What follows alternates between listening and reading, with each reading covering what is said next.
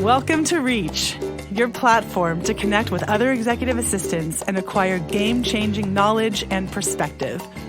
Reach is designed to inspire your workday, guide you through pivotal moments in your career, and transform you into the executive assistant you've always wanted to be.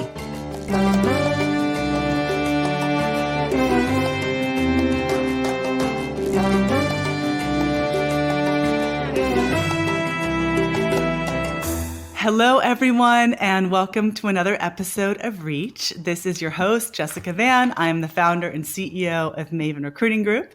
And today I have the absolute pleasure of welcoming Grant Firestone to our program. Hello, Grant. Good morning. Good morning. So nice to have you with us. By way of introduction, Grant currently supports the CEO of LAX International Airport on all things related to strategic initiatives, special projects, and events. Most notably, however, Grant also supported tennis legend and pop culture icon, none other than Serena Williams, as her executive assistant and chief of staff. I know some of us may be picking ourselves up off the floor at this point. I know I certainly am bedazzled and really impressed by all that you've done, Grant. So just to share a little bit more about Grant's impressive and eclectic career, you have been a political operative, a legislative aide in local government, a high school coach, a French student, a lacrosse player, and you even worked for the global New York Times. So I think I have to ask you, Grant, is there anything that you haven't done at this point in your life and career?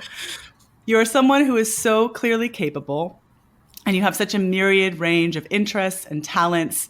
We're really excited to explore the perspective that you bring to your work as a former executive assistant turned manager now of strategic initiatives, and really learn what it was that you found within the EA role to really nourish all of the different interests that you have as a person and as a professional. So let's start off with, given your various curiosities and interests, how did you find your way into the executive assistant profession, and why was the EA role a logical place for you to land? Yeah, thank you so much, Jessica, for that lovely introduction. And if I may, I just want to first thank you for having me, and thank you for building this community. I think in this type of work, it's so easy to feel like you might be on an island because you spend your entire life supporting potentially one person, and I've found it valuable even just in my own life, finding other people that do similar type of work, commiserating with them, talking about the highlights and the lows, and knowing that there are other people out there feeling similarly. So I just wanted to really to acknowledge that and thank you for building this community and spending your days helping us progress. Thank you for saying that. That is exactly what our intention was, and I really appreciate that. It seems to be having that effect. So yeah, thank you. That's great. Well, it's not something I set out to do. You've mentioned a lot of them, but after I graduated, I was actually supposed to move back to Paris for a job with a law firm to translate and paralegal. And a week before my flight, my visa was denied. So after thinking the world was over, pulling out all of my hair, I found a job on a local campaign just to make some beer money, and that had turned into a full-time job with the county council in Delaware, where I'm from. A couple years later, I packed a car and took a road trip to Los Angeles. I had never been there before, and got into entertainment industry. And I spent a year as an assistant for the head of branded lifestyle. So that was licensing and endorsement deals for celebrities at the agency, and that experience is really what propelled me into the role with Serena. And then since then, I moved back to LA and have been at LAX for about 4 years. I think personality is so important for this type of work, and that's probably true for a lot of sectors. But it's resourcefulness, it's adaptability, it's poise in difficult situations, and I think that's really what has led to my success in this type of work, and my enjoyment in achieving some of my success. Yeah. And I think that your story is not uncommon in that I think there are a lot of people who sort of find their way into this profession somewhat serendipitously or somewhat coincidentally. It's just a series of factors. And I think, sure, there are some who maybe go into it with more intention. But unlike you mentioned, your first desired career was to go into law and do translation. I mean, I think that's law is a perfect example. There's clearly a lot of intention that goes into choosing that as a profession because there's a lot of additional certifications, doctorates, all that type of stuff that you need to practice. This is a little different in that sense, and it's interesting. You talked about a couple of the traits that are needed to be successful over the long term. I mean, what do you think? In terms of your specific background, what made it sort of logical? And I understand you came upon it sort of by coincidence, but once you were there, what made it a sort of logical place for you to continue to land and grow from? Yeah, I think I a lot of it I think is from childhood. I grew up kind of the mediator in a household, kind of the fixer, so it was always uh, trying to be positive and make situations better, uh, and I kind of grew up quickly in that sense, and that's a lot of those qualities that lend itself to this type of work. Acting quickly, managing people both in public settings, and at the office or at home with your boss.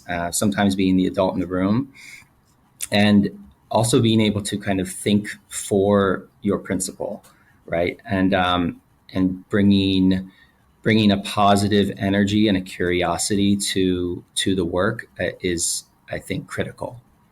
Yeah, absolutely. Actually, it's funny. I one of my interview questions from for Serena, it was one of the kind of my first round of interview, screener question. It was describe a stressful situation and how you handled it. I It caught me off guard, and I was like, well, the most stressful situation I can think about is my sister, when she was 18, collapsed on my mom's bedroom floor and her heart stopped beating. Mm, And um, I my mom called 911, and I got down and started doing CPR. And now she's a doctor at Stanford. wow.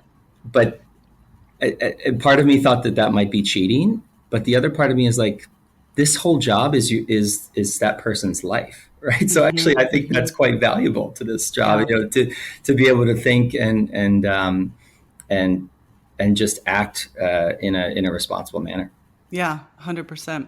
And I think too, those answers that we give, I mean, I think that it's those answers that are the most revealing and telling and ultimately the most interesting and insightful for whoever's asking them.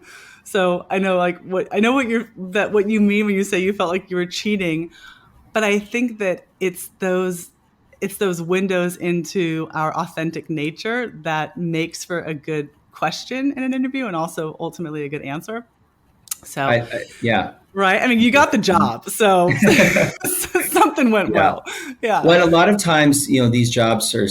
I came from in the talent agency world. It's very much like you don't exist as an assistant. You just do the work, and you're behind the scenes. And that's not maybe dissimilar in a more personal role, but you also are spending 24 hours a day with these people. You have to be a human, and you guys have to get along. Yeah. So you have to like each other. 100%. So one of the things that I love, and we'll get into this more as our conversation goes on, but one of the things I love is just the absolute breadth of what you have touched and handled so well in your executive assistant career.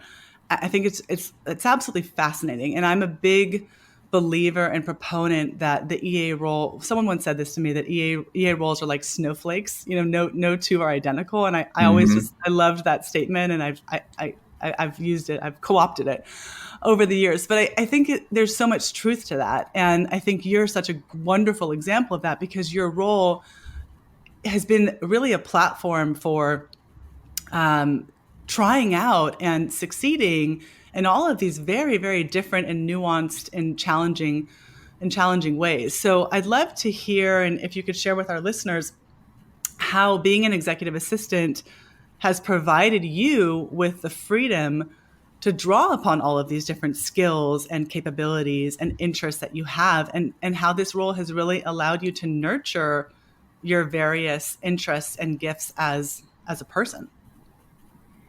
Yeah, well, I hadn't heard it used with the term snowflake before, but I completely agree with that description. And even if you're not jumping sectors, yeah, you could work for two quite similar, you know, tennis legends, and your job would be completely different because it's based on their routines and their personalities. And it as much advice as you can provide. It's all that kind of emotional side and being prepared and responsible. The job itself is going to take on completely different forms because they're so personal.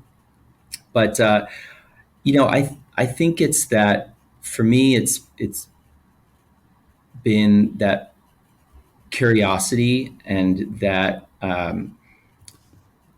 just interest in the world. I'm a huge believer in going into an opportunity with both feet and bringing energy and just wanting to learn something from it, because whether it's your lifelong career or it doesn't work out well and it's 6 months, you're going to learn something, and I think it really you get out of things what you put into them, and that has served me quite well throughout my career. Um, and I think it's also infectious with your teams that you work with when you're bringing that energy, the positivity, curiosity to every effort. And I think that transcends work. And that's just kind of how I like to live. Yeah. So how has this curiosity that you have, how has that led you to take on interesting or different types of responsibilities within your work? Yeah. Well, there are times when I'm jealous of my friends who have become lawyers or doctors and had a much straighter path. Hmm. Um, but but to date, it's really for me about taking good and exciting opportunities. I like to that same curiosity that I keep my eyes open and kind of I make decisions quickly, well informed, but quite quickly. So I'd say that's it's kind of how I've jumped to these roles and and benefited from them. There's a professor who's articulated it much better than I could have, but I think I had already kind of lived this way. He did a study about making your own luck, and Mm. it's the conclusion was basically that people who define themselves as lucky are the lucky people because you are optimistic, you bring that positive energy, and you're always you're keeping your eyes open and meeting people and looking for great opportunities. Mm. Yeah. Yeah, exactly. It's like that. Who was it that talks about the power of yes? And was it Shonda Rhimes who did a book about that? I remember that. I don't. It might have been But Sean. I don't yeah, but it was, I remember. mean, but the same idea, right? Is like just have a yes mentality, and like staying in a very open, coming from a very open place and very open stance. Exactly. Yeah. Yeah. Well, that's kind of a nice segue to hearing you talk about how you select the roles that you ultimately accept. And, I mean, obviously, we talked a little bit about your professional background from Serena to currently strategic initiatives at LAX. So, what makes something worth doing in your mind? For me, I take a lot of time to just kind of day in and day out to reflect. Uh, and as gregarious as I am, I take a lot of kind of grant time to to think about things and to dream. And that's allowed me to know myself quite well. And that it's tied to what I was talking about, making your own luck. I think it's that confidence in what I want and where I want to go, to quickly analyze a potential opportunity, and to connect dots between people, and opportunities. And so I haven't had a formula, and I don't know, looking back, what, if it would end up the same way if I had to do it over again. But I've always, for example, like for getting my job with Serena, I knew I didn't want to become an agent. And so I started looking at the normal jobs in entertainment, like media companies, production companies. And in my networking, someone I had met a year or two prior had this opportunity, worked down the hall from her agent. And I was like, well, I'm a little kid from Wilmington, Delaware. I had never thought about working as a PA or for Serena. Right. And but I just jumped into it. Yeah, totally. I mean, at this point in your career, can you even feel regretful that you didn't get the visa from Paris or from France? Well, that's a great question. Not First of all, not at all. That's the same thing. I think the way I try to live is I I don't I don't regret things that happen. I just move forward, and I think I learned that at a young age. You Mhm. have to just think about what you're learning from the situation. Somebody, to tie it back to my sister, somebody said to me when she was in the hospital, if you had gone to Paris, you wouldn't have Wow. been there to give her CPR. So Yeah. I'm also Yeah. grateful for that. But no, I think it's incredible. I've had some amazing experiences, and if nothing else, they'll be good stories for the grandkids. Yeah. No kidding. So, talking a little bit about your time with Serena, tell us, I mean, how is it that you acquired the knowledge and competency to be able to support her, not only with her obviously very complex global schedule, being such a public figure, so much in the public eye. I mean, she is as iconic and legendary a figure of our time as I think one can imagine.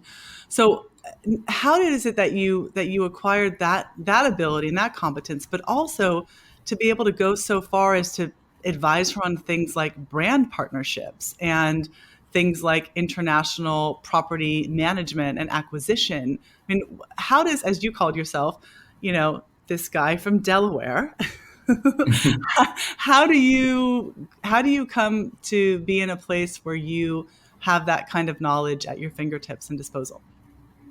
Yeah. Well, just first too, I just want to. I mean, it's still a little surreal for me. It was such an honor, and once in a million opportunity to get to know her, and this incredible.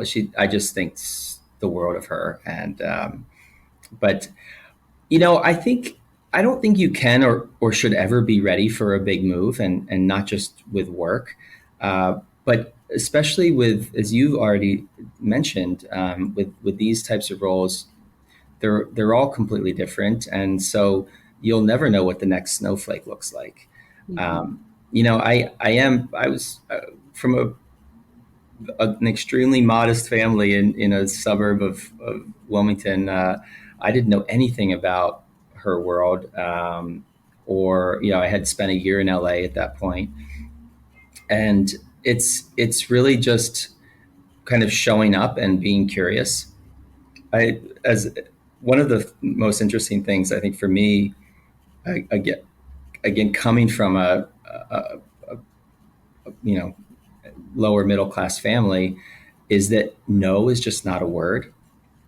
And it really forced me to think creatively, because sometimes it was never no, but sometimes it wasn't exactly how we wanted to do something. So it was, um, with the wealth and with the renown that she has, there was always a pathway to doing whatever we needed to do or what she wanted to do, right? So Mhm. that was and no was the only word I heard growing up. Mhm. I couldn't even get a gumball, and so it was you know Couldn't get a couple. so that was a really tough thing for me to start to be like, no, we can get this done. And I learned so much from having to just figure that out. And a lot of times it was figuring something out from Florida or from California that was happening in Paris or somewhere I had never been.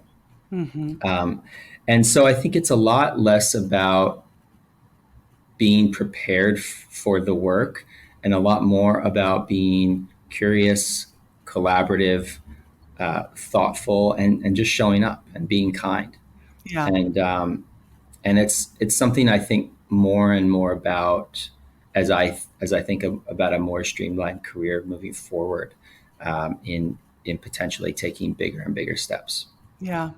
Well, I think that you're making a really great distinction, which is that there's sort of the hard skills and the things that the knowledge that you've obtained or acquired, be it through school or just life experience, whatever. And then there's just like, let's just call it life preparation skills and the body of knowledge and intellect and judgment and kind of fortitude that you bring to the table because of all of the life perspectives and situations that you've collected and amassed in your life. And I think Mm-hmm. that, you know, your story about being, I mean, as you said, lower middle class and working your way up and not getting the gumballs and all of that stuff. I mean, there's so much richness in that type of childhood. And I think like I think about that. I hear that and I think about my own life and my own story. And it's like sometimes I think that in a weird way, the worst thing that we can do for our children is to like give them the inheritance of the privilege that Mm. in many ways, like I worked so hard to achieve. I came from very similar background, Grant. Like the lights being on consistently was not a given. And it's interesting. And look at Serena. I mean, my gosh, like so many of us, if you don't know her story or you didn't see King Richard, I mean, she did not come from extreme privilege by any means, right? And so I think that there's something about that contributes to our ability to do these incredible things. And the irony, and I speak as a parent here, is like the irony is that that fire that gets you to those places, once you've achieved it, your kids, they never know it. They're insulated from that. And it's interesting because I think that it's a real challenge as a parent to be able to um, indoctrinate or, translate that same rawness and ambition and resilience because your kids' perspectives, they just don't have the same life preparation, life perspectives, Yeah, yeah.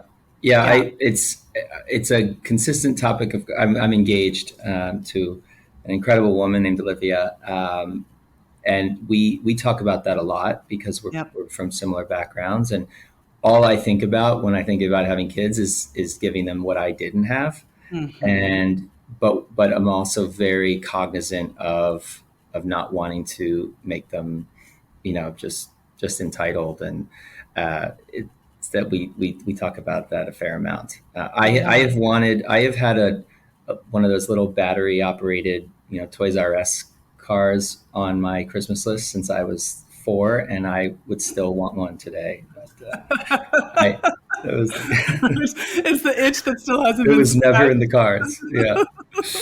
Yeah. Well, I tell you, I would love to know if you and your soon-to-be wife figure that one out. I would love your insights there because it's a constant, like it's a Yeah. constant challenge in how to create that. I just that's my experience.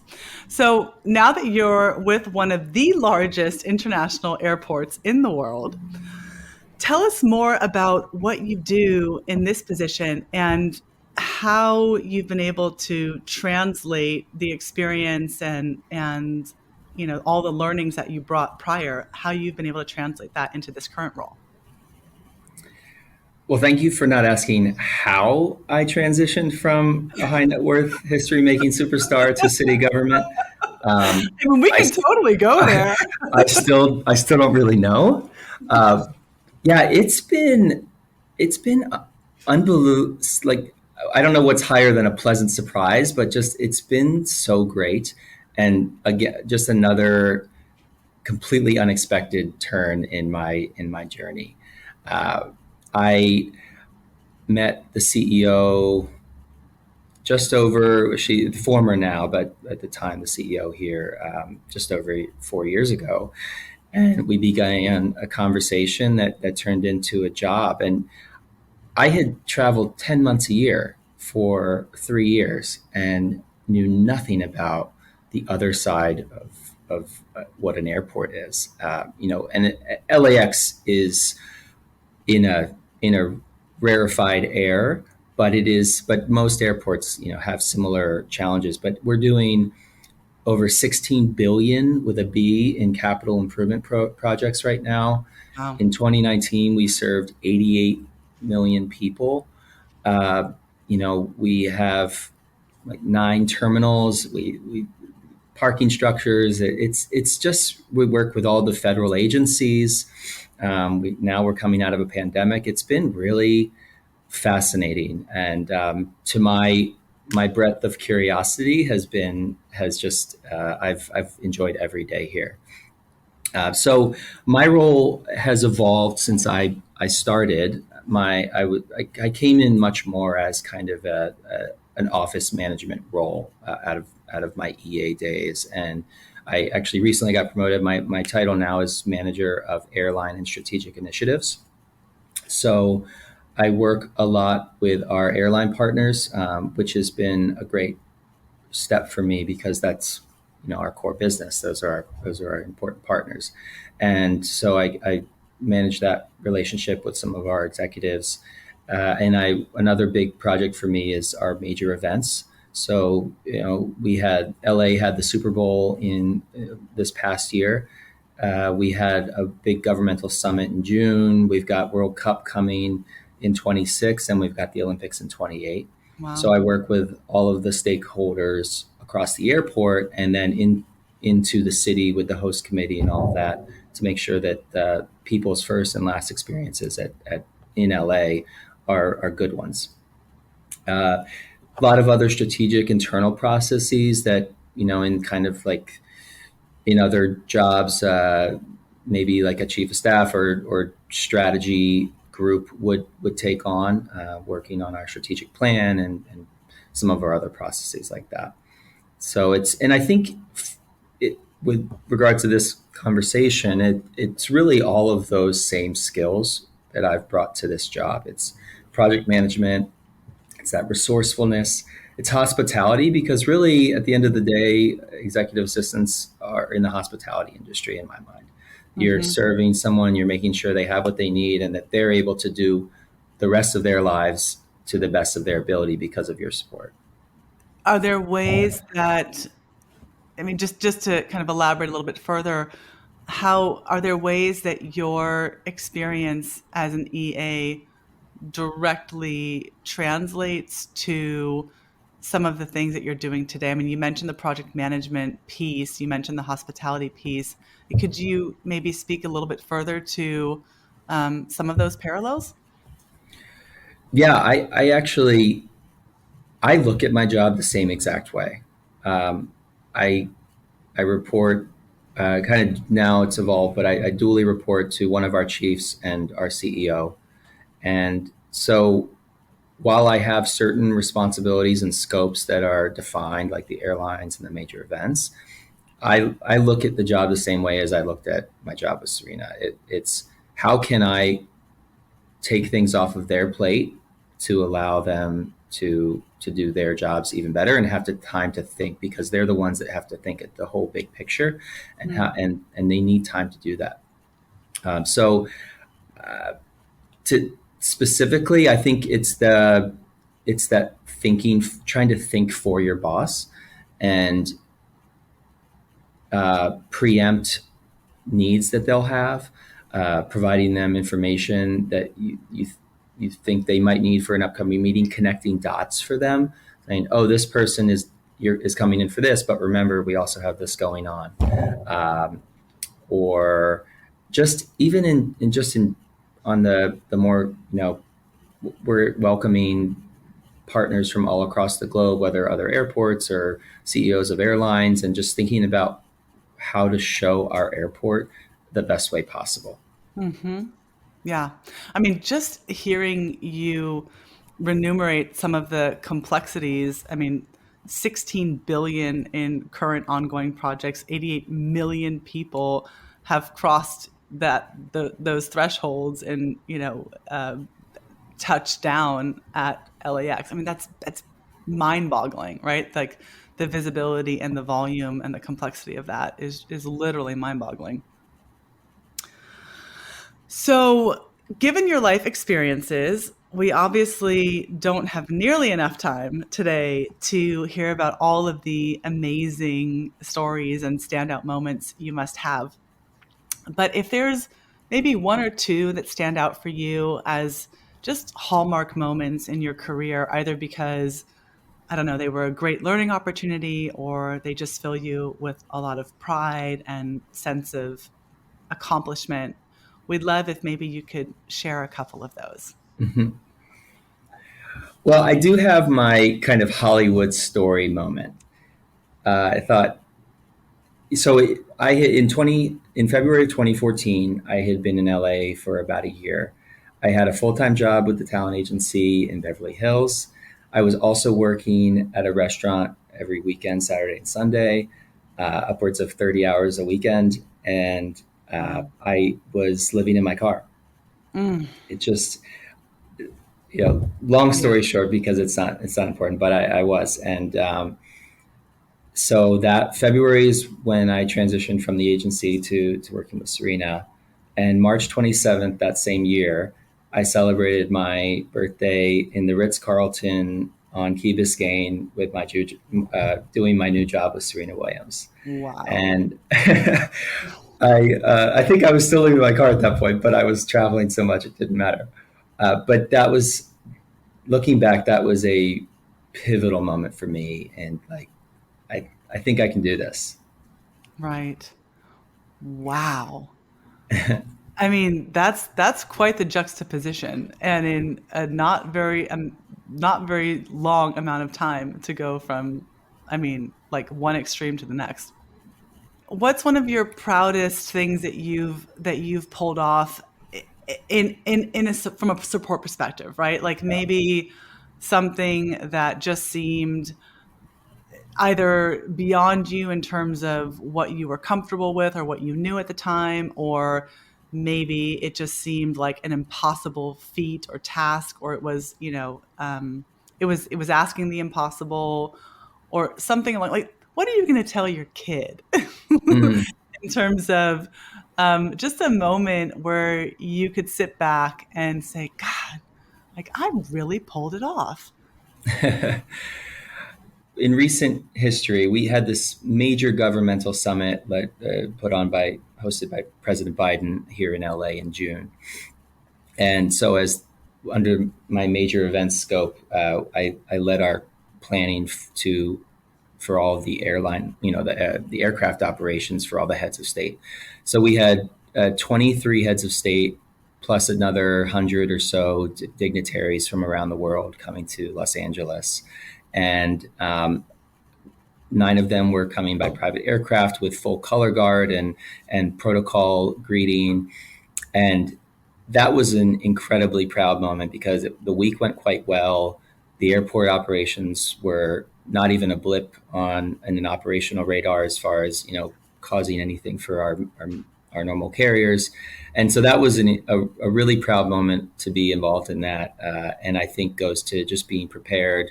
And one of those things that I've never done something like that before, and coordinating with Secret Service and dignitary protection and airfield operations, and the Wow. fact that it went so smoothly, I was quite proud of. Yeah, understandably.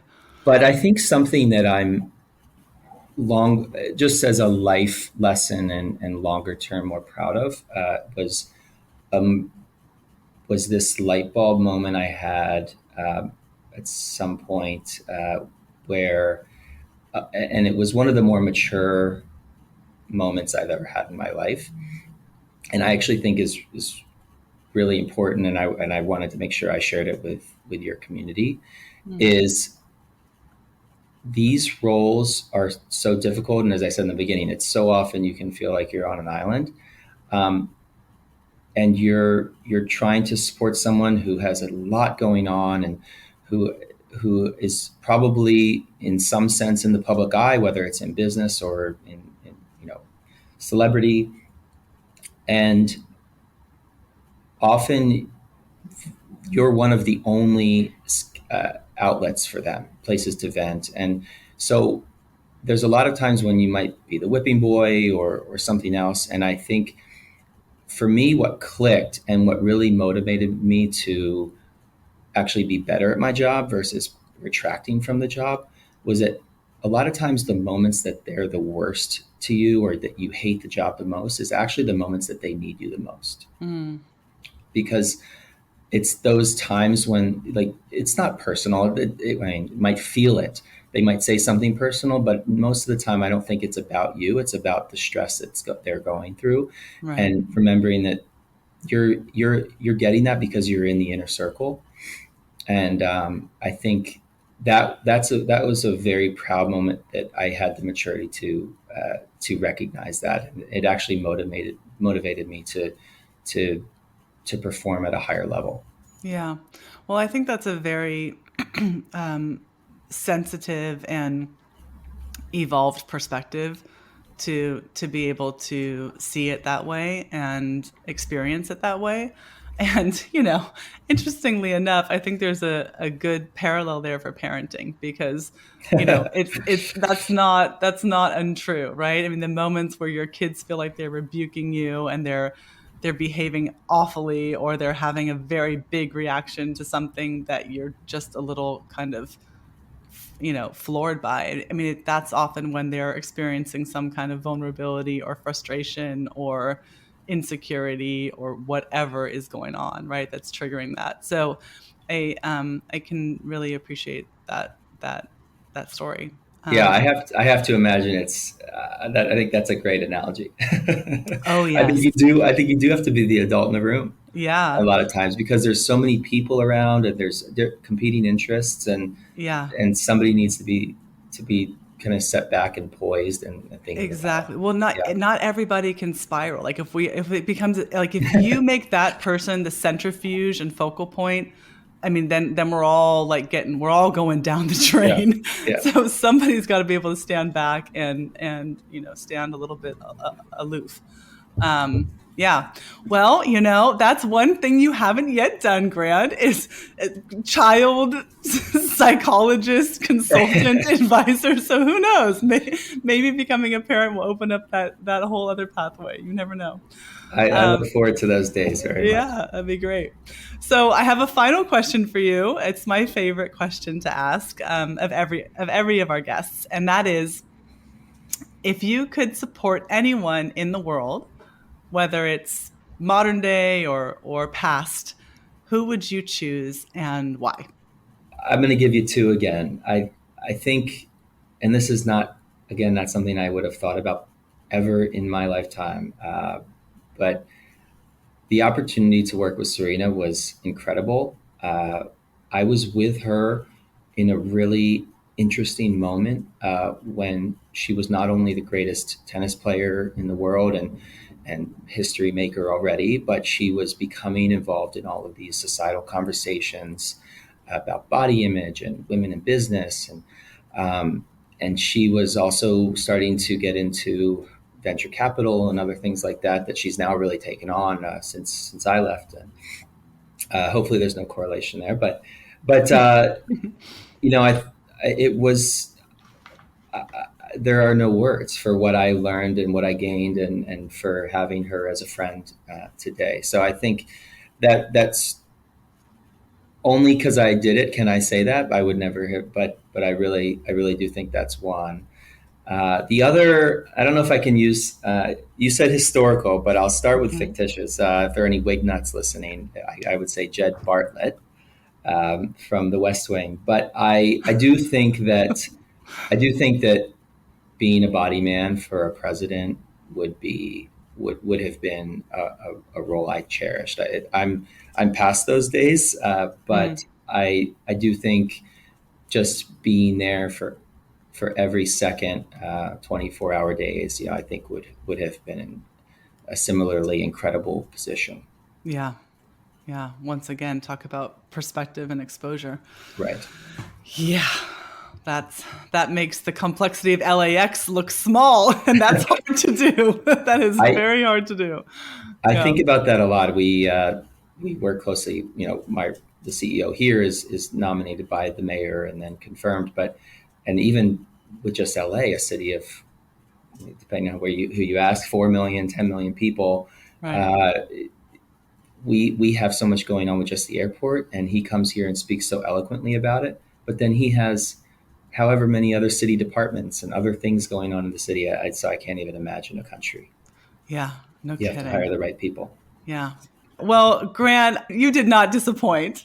This has been such a great conversation. And I know that our listeners are really going to cherish listening to this episode and hearing your words. I mean, you're really in such an incredible kind of class unto yourself in terms of what you've done and the perspectives that you bring. So I can't thank you enough for sharing your expertise and sharing your time with us. This has really been lovely. Thank you so much.